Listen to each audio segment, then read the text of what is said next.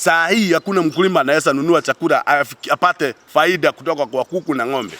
Kwa sababu wakati tulikuwa tunapewa macadamia, hiyo product ya macadamia, tulikuwa chakula inakuja bei ya chini sana. Saa hii pahali tumefika, maybe sasa tutoke kwa uwanja. Saa hii tutokee kwa uwanja. Hakuna hapa haja Musaina aingie kwa hii Kenya yetu. Sana sana hapa Citũ. Tunaweza funga. Sasa ile kitu ya muhimu saa hii ni tuambie serikali sasa wakati umefika, wacha Musaina arudi kwao.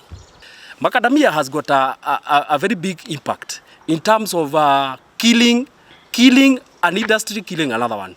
Why do we say this? When we process macadamia, there is a lot of byproducts that come from macadamia, apart from the main product that we sell to the foreign countries.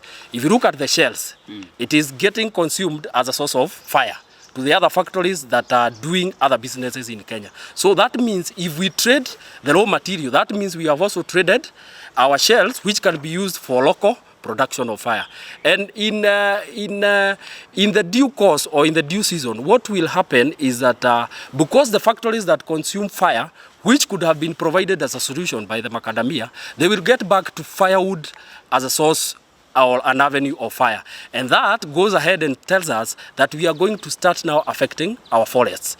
If you look at the climatic change program that was brought, it meant that we are supposed to plant 10 million trees per year. But if we have removed an alternative, which is macadamia shell as a source of fire, it means we will be consuming 100+ trees. So if you do your calculations, that means we are affecting one industry that is affecting so many of them. Any companies, just mention them, they have about 1,000 members, 1,000 workers who are working there.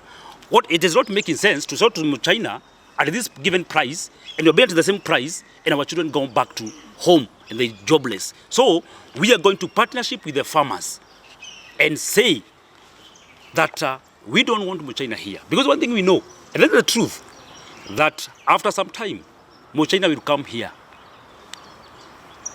and he will buy macadamia at any price he wants.